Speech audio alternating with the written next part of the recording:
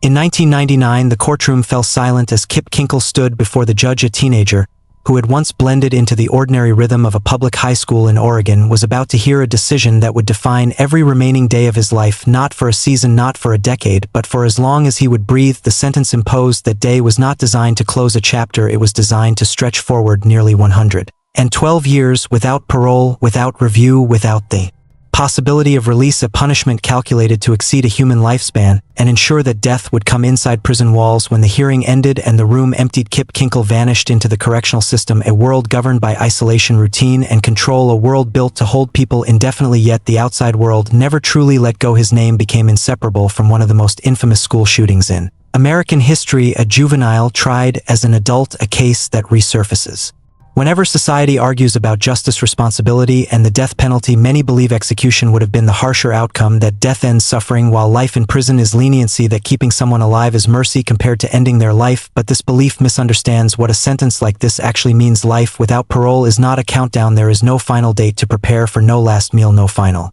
words, only decades of identical walls, identical routines, and the unchanging knowledge that nothing ahead will ever be different. This is not punishment that concludes, it is punishment that persists. By the end of this video, you will understand why Kip Kinkle prison existence is often described as something worse than death. The choice remains. Before the permanence of Kip Kinkle's sentence could fully settle, a question loomed. How could someone so young be sentenced to a life completely without hope of release, with no second chance, no parole, no future outside the prison walls? The answer lies in the law and in the decisions that transformed a juvenile case into an adult sentence designed to last an entire human lifespan. At the time, Oregon statutes permitted prosecutors to treat juveniles accused of certain violent crimes as adults. Age was no shield when charges involved multiple murders and attempted murders. The law did not ask who the accused was. It asked what had been done. Once tried as an adult, the sentencing landscape changed entirely. Life without parole became not just possible, but fully legal. It could be imposed with finality, with no mechanism to review or reconsider. Kip Kinkle did not go to trial. He pled guilty. That decision eliminated the possibility of execution but hardened the sentence itself. The courtroom episode ended swiftly, leaving the consequence not to the jury but to the sentence alone. Nearly 112 years without parole was deliberate, precise, and mathematically calculated. The law itself became the instrument of enduring confinement. Avoiding the death penalty did not guarantee mercy. Not in this case. The first killings occurred behind closed doors, inside a house familiar and private, away from witnesses. Kip Kinkle used two guns already accessible in the home: a 9mm handgun, a .22 rifle. The weapons differed, but the intent did not. The murders were not impulsive. They unfolded in a controlled environment, not in public, not in frenzy. His parents were killed sequentially. There was no frantic flight, no scream, no urgent phone call. He stayed. He ensured the scene remained contained, covering the bodies, turning off lights, leaving notes that reflected guilt and self-loathing. The environment itself constrained the event. There was no collapse, no panic. The distinction between impulse and premeditation is subtle. It is not measured by emotion, but by time. Kip had time and he used it. He remained in the house overnight, sleeping under the same roof where the murders occurred. That night demanded endurance. It required him to sit with what had been done, fully conscious, without unraveling. No external force demanded confession or surrender. The night did not end the sequence. It stabilized it. The violence did not pause due to chaos. It paused because the next step required preparation. Morning brought an escalation. Armed, carrying both a rifle and handgun, multiple magazines, and homemade explosives, some of which would fail, he moved toward the school. The attack was not spontaneous. It was planned. At Thurston High, in the cafeteria, a place of routine, noise, and predictable crowds, he unleashed a calculated act. 2 students were killed, 25 more injured by gunfire, and others harmed in the ensuing chaos. The attack relied not only on surprise but on proximity. It ended unexpectedly, not through law enforcement intervention, not through self-destruction. It ended when students, the intended victims, subdued him. The violence halted not by force outside him, but by the hands of those inside. That moment shaped the consequences. There was no final shootout, no immediate death. Kip Kinkle survived. Survival itself became the sentence. In cases like this, society often equates death with closure. Here, survival transferred the weight of punishment into time. The consequences did not end that morning. They stretched indefinitely into the future. The case closed only when he admitted to everything. The killings at home, the school attack, the preparation, the expectation of death. There was no shifting of blame, no attempt to rewrite events, no plea for leniency. Confession removed uncertainty. Appeal through denial or courtroom theatrics became impossible. Each act was locked into permanence. Victims could not be restored. The timeline could not bend. The justice system moved forward unimpeded. In some situations, confession accelerates relief. Here, it extended consequence. By accepting responsibility, he shut the door on alternatives. Avoiding the chaos of trial guaranteed certainty. Decades of structured, repetitive punishment. No dramatic verdict, no sensational collapse, only the slow unfolding of time within controlled walls. And time in this context is not measured in days, months, or years, but in endurance, repetition, and the unalterable sequence of custody. Psychiatric evaluation followed, raising another question. Was he ill or accountable? Legally, the answer was both. Diagnosed with paranoid schizophrenia, he experienced auditory hallucinations, distorted beliefs, and disorganized thinking. Reality arrived fractured. Treatment had been administered, medication prescribed, symptoms monitored. Yet understanding did not negate responsibility. Competency mattered. He knew right from wrong, understood consequences, and could assist in his own defense. Oregon law treated illness as context, not exoneration. The court drew a clear line. Illness explained, it did not excuse. Adult sentencing proceeded, permanent confinement imposed. The legal mechanism accepted diagnosis, then moved past it.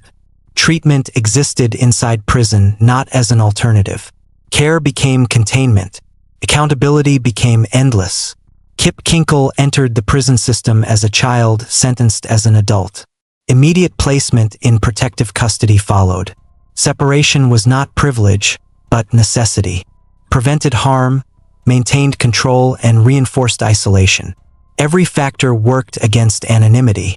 His crime, his age, his notoriety ensured that inside prison, his reputation preceded him. Protective custody limited contact, regulated movement, and supervised interactions. Later transfer to the Oregon Department of Corrections maintained the same message. Permanent placement, not a temporary stage. Growth, milestones, education, work, all occurred inside controlled walls. Treatment existed secondary to security. The routine was not punishment alone, but prevention. From the outset, one fact was unmistakable. This sentence was about containment, not rehabilitation until death. Within those walls, every action measured compliance. Doors opened, doors closed, meals arrived, lights turned on and off on schedule. Time advanced with predictability, repetition became weight, and nothing changed except the enduring sense of living within consequence. Stability could exist, but it altered nothing. Progress did not change release. Survival did not lighten the sentence. Medication did not alter the inevitability. The weight of enduring punishment pressed inward, quietly, relentlessly. Suicide attempts followed, multiple times, triggered by permanence. The system responded, preserved life, and returned him to the same environment. Each cycle reinforced structure, control, and observation. There was no escape, only endurance. Functional roles followed: coursework, a bachelor's degree, electrician training, yoga instruction. All practical, all contained, all within walls that never opened. Productivity became a tool for management, not liberation. Recognition inside prison did not erase past crimes. Infamy followed him. Violence against family, school, children, these defined hierarchy. Assaults occurred, carefully contained. Compliance became survival. Silence, withdrawal, and invisibility dictated behavior. Years passed. Laws evolved nationally. Life without parole for juveniles was challenged. Yet courts repeatedly affirmed his confinement. The sentence was deliberate, a structure beyond statutes, shaped by plea agreements, multiple convictions, and judicial discretion. Education, stability, productivity, all tools for survival inside a sentence that never allowed freedom. Time became punishment. Decades were continuity. Nothing transformed. Birthdays, milestones, all meaningless markers. The sentence did not soften, nor did it respond to age, progress, or adaptation. Every day was the same, every future predetermined. Repetition itself became the sentence. As the years inside prison accumulated, the environment itself became both a framework and a cage. Time lost its fluidity. For most people, life moves through moments, milestones, and markers. For Kip Kinkle, each day mirrored the last. Waking, counting, moving, eating, sleeping, repeating. These were not rituals of choice, but instruments of containment. Walls that never changed, doors that never ceased to open and close, meals that arrived with mechanical predictability, and light that alternated without variation. Every day was measured in compliance, stability, and endurance. Nothing could accelerate release, and nothing could soften consequence. The weight of permanence pressed inward, quietly, invisibly, but relentlessly. Survival was labor. Endurance became an obligation. Medication suppressed symptoms, yet it did not alter reality. Therapy sessions, psychiatric monitoring, and structured programming existed not to transform, but to stabilize. Stability did not bring hope. Stability maintained function. Function did not equal freedom. Function equaled survival. Inside those walls, the young man who had once walked freely in his neighborhood became a mechanism of compliance, adapted to predictability, trained to endure without expectation. Every hour, every task, every interaction was filtered through the lens of containment. Education offered structure. Work offered occupation. Yoga offered regulation of body and mind. Each skill, each certificate, each moment of apparent progress was swallowed entirely by the sentence itself. Nothing escaped the boundaries of confinement. Nothing altered the inevitability. Time itself became punishment. Progress existed only in the mind, a small, private resistance against the immovable structure surrounding him. It did not matter to the sentence whether he changed internally. Change inside could not modify the outcome. The law, the plea, and the sequence of crimes were impervious to recovery, adaptation, or growth. Youth offered no loophole. Age offered no grace. The environment enforced repetition, and repetition pressed against the psyche. Endurance became a measure of identity. Inmates were not judged by achievement but by how well they fit the structure imposed upon them. Kip Kinkle's identity became inseparable from the sentence itself. Productivity existed solely as containment. Knowledge, skills, mentorship all functioned to reduce risk, maintain stability, and occupy the mind long enough to prevent collapse. Rehabilitation, mercy, transformation, these concepts existed outside the boundaries of his reality. Within those walls, they were irrelevant. Infamy traveled faster than time. The crimes committed decades prior continued to define every interaction, every housing decision, every movement. Violence against family and children, these acts left permanent imprints. Other inmates, aware of the details, evaluated him constantly. Status was assigned at birth of notoriety, not earned. Assaults, intimidation, avoidance, and silence became strategies to navigate the environment. Compliance became protection. Obedience became survival. Trust became impossible. Even proximity required calculation. Communication was transactional. Relationships, if they existed at all, were shallow and conditional.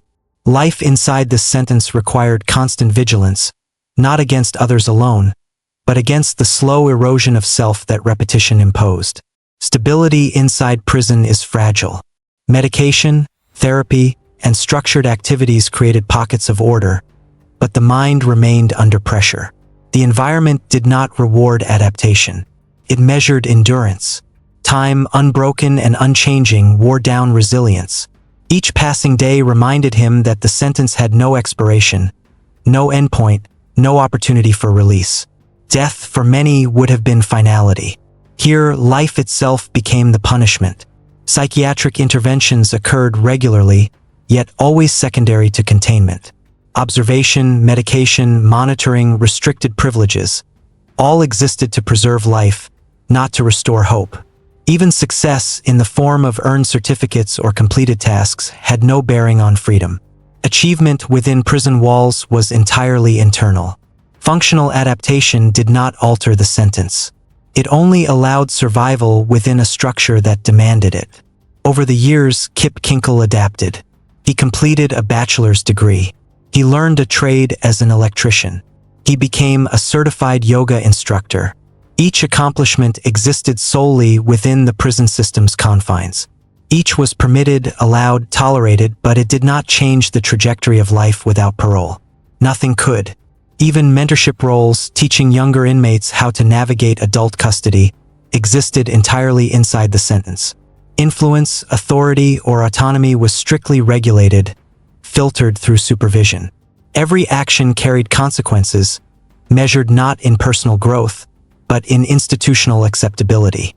Progress was an illusion. Survival was the reality. Time did not soften consequences. Time did not reduce weight. Each decade reinforced the inevitability of the sentence. The years accumulated as repetition, not experience. Birthdays arrived without celebration. Milestones passed without significance. The prison routine was immutable. Wake, eat, work, return, repeat. Decades measured not in achievement but in endurance. Every change in circumstance, new staff, new programming, transfers, did not alter the essence of the sentence. Life inside remained fully contained. The legal system had ensured it. The plea, the guilty admission, the multiple life sentences, all created an unbreakable structure. The courts had recognized the youth and mental illness but confirmed the sentence repeatedly. Every adjustment to juvenile sentencing law at the national level was examined, considered, and ultimately overruled in his case. Permanence was deliberate. No law, no review, no reform would undo what had been imposed. Even stability could not soften the sentence. Periods of mental clarity, moments of functional productivity, and stretches of compliance, all were swallowed by the overarching certainty: life without parole. Survival itself became a cycle of management. Each psychiatric hospitalization, each intervention, each increased supervision was an extension of containment.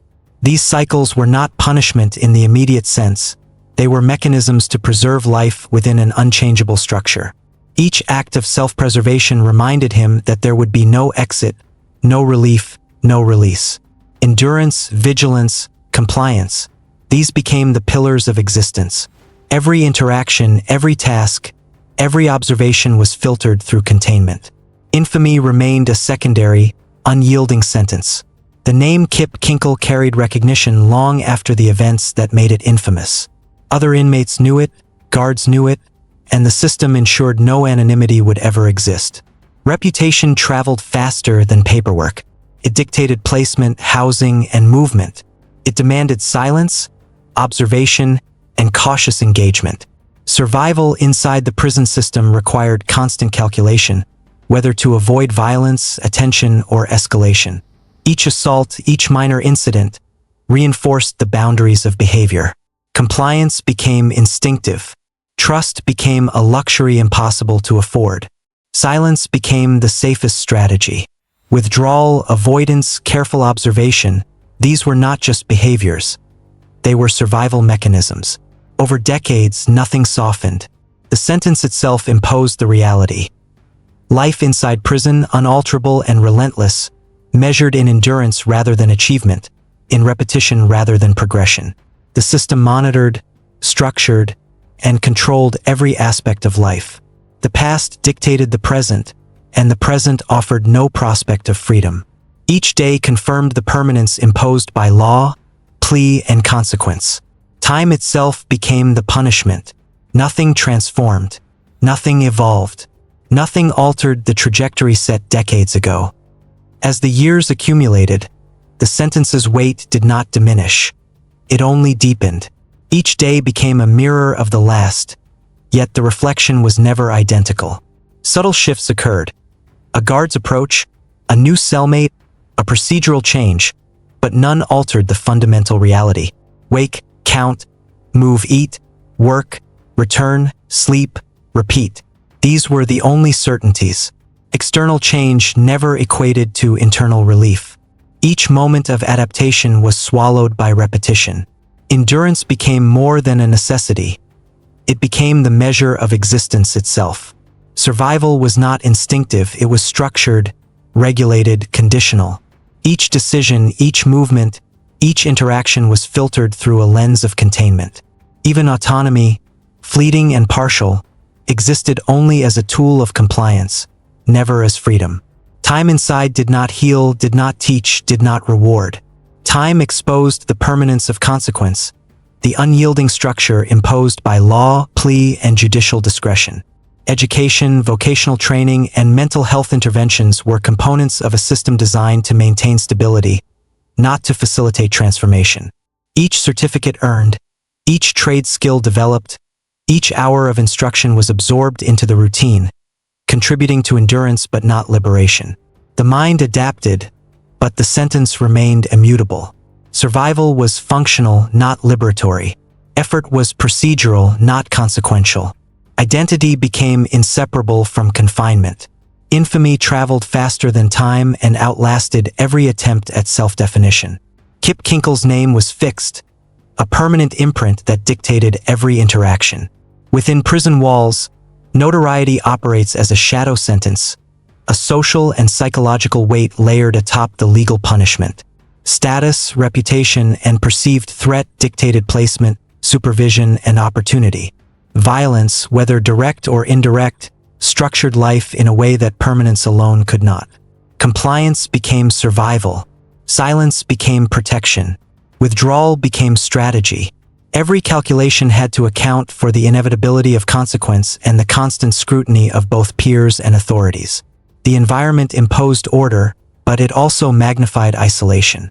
Mental illness, when it arose, was managed, not resolved. Medication maintained clarity but did not restore hope. Therapy offered understanding but not escape. Each intervention was a mechanism of stability, ensuring that function was preserved without altering the sentence's outcome.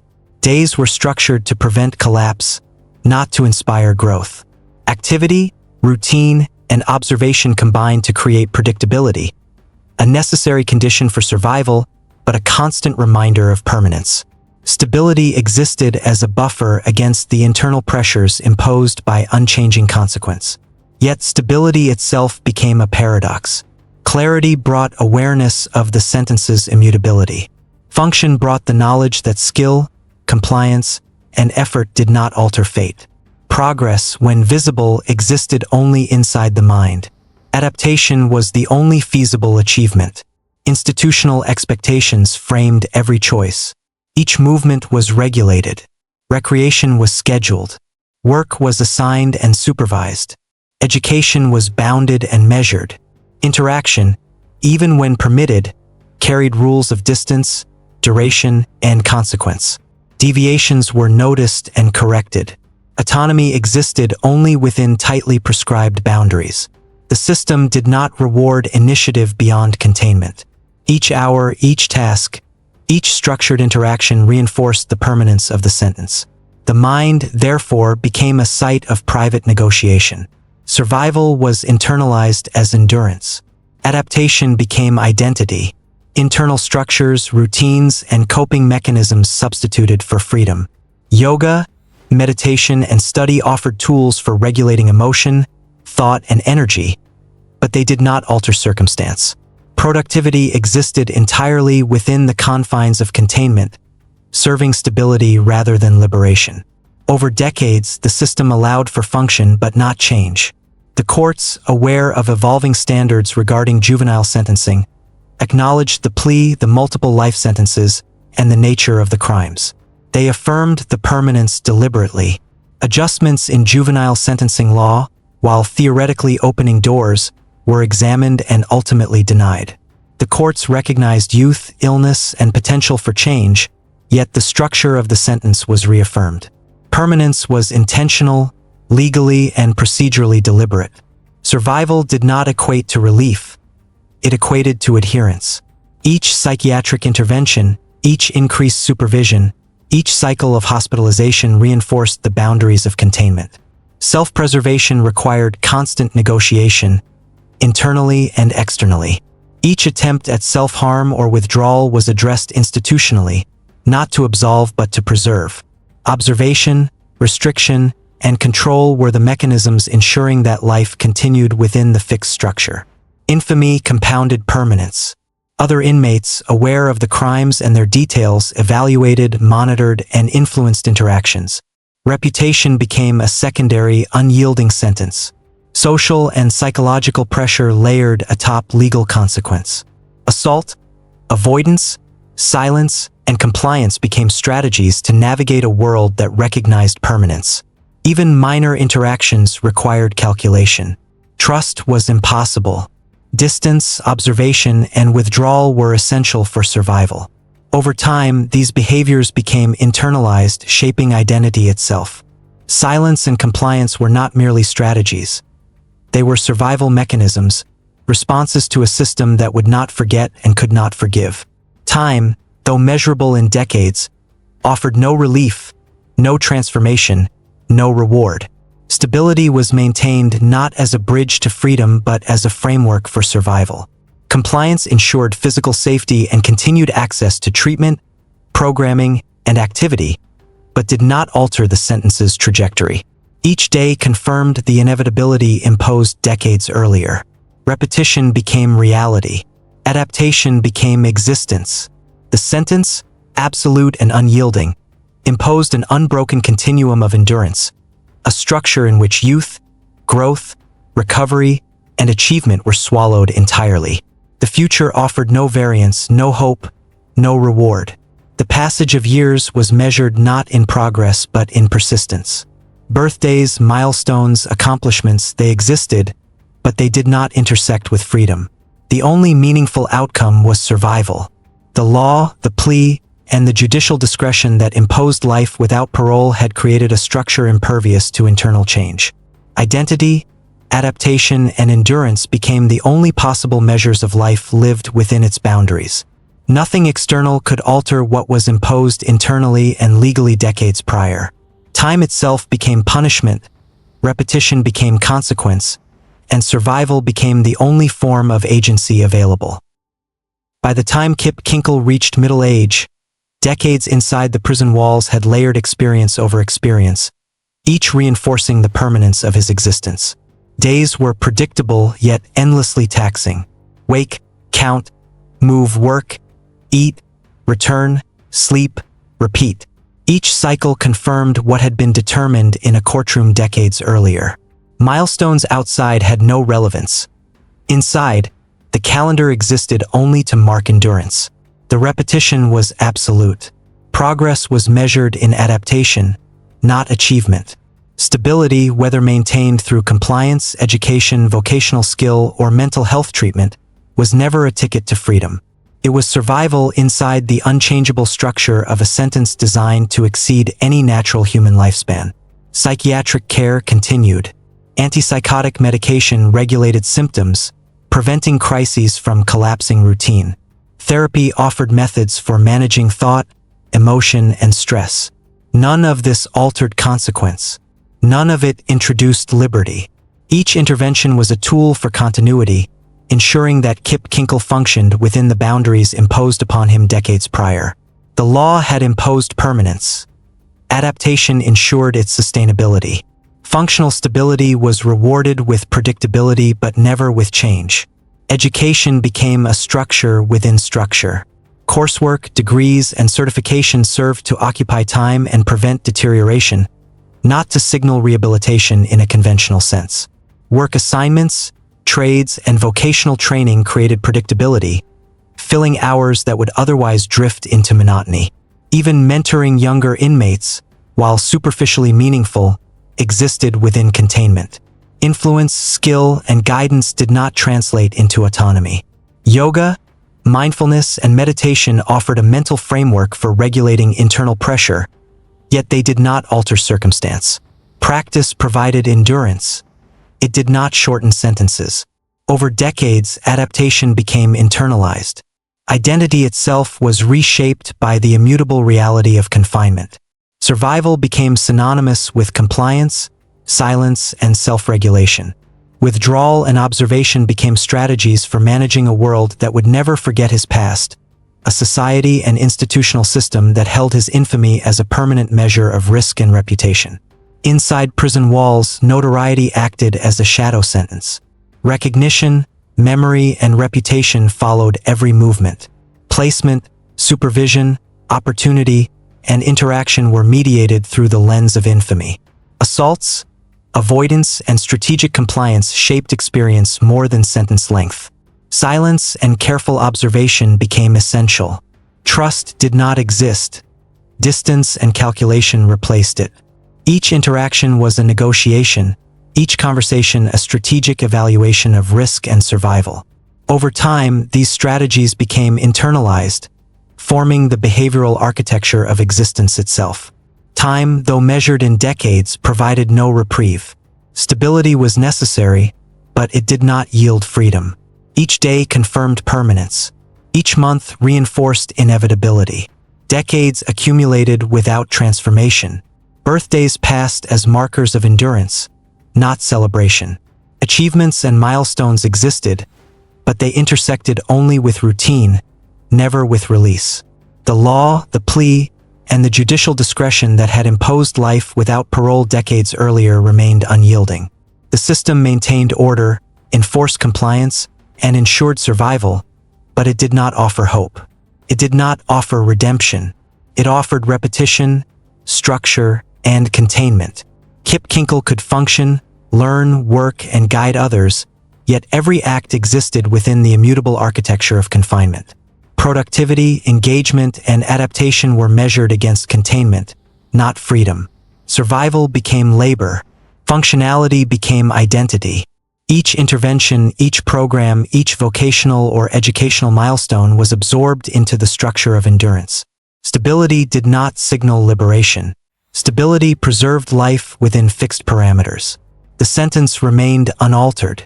Infamy, notoriety, and social perception reinforced permanence. Recognition traveled faster than time and outlasted identity. Other inmates, aware of the crimes, assessed behavior, movement, and interaction. Reputation acted as an invisible sentence, layered atop the legal one. Compliance, silence, and withdrawal became mechanisms for managing perpetual scrutiny. Every interaction required negotiation. Every choice carried consequence. The institutional system compounded permanence with structure, observation, and regulation. Mental illness was managed, not cured. Medication regulated clarity. Therapy regulated response. Interventions existed to preserve function, not to offer freedom. Stability was a tool, not a promise. Decades inside prison reinforced the unchanging reality of the sentence. Adaptation became the primary skill, endurance the measure of existence, survival the only form of agency. Courts had revisited the legal landscape over time. Decisions on juvenile sentencing, evolving understandings of adolescent development, and considerations for potential change were weighed. In Kip Kinkle's case, each review reinforced permanence.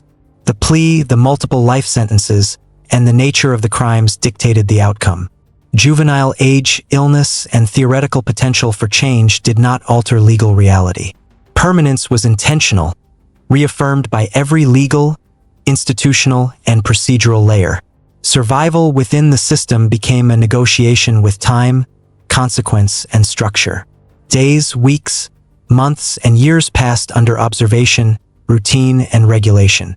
Each cycle reinforced adaptation, endurance, and the knowledge that the sentence would outlast life itself.